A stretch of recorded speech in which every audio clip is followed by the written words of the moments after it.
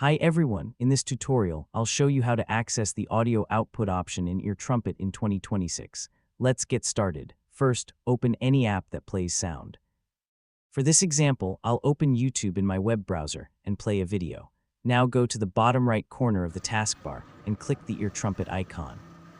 Here you can see the application that is currently playing audio. Next, click on the app or right-click it to open the available options.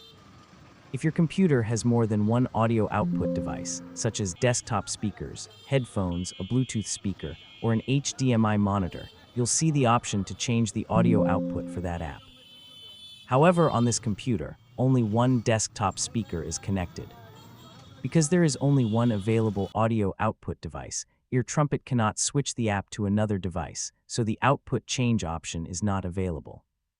If you connect another audio device in the future, simply open Eartrumpet again, select the application, and choose the audio device you want to use.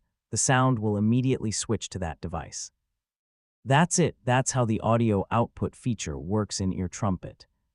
If you found this tutorial helpful, please like this video, subscribe to the channel, and turn on notifications for more Windows tutorials. Thanks for watching, and I'll see you in the next video.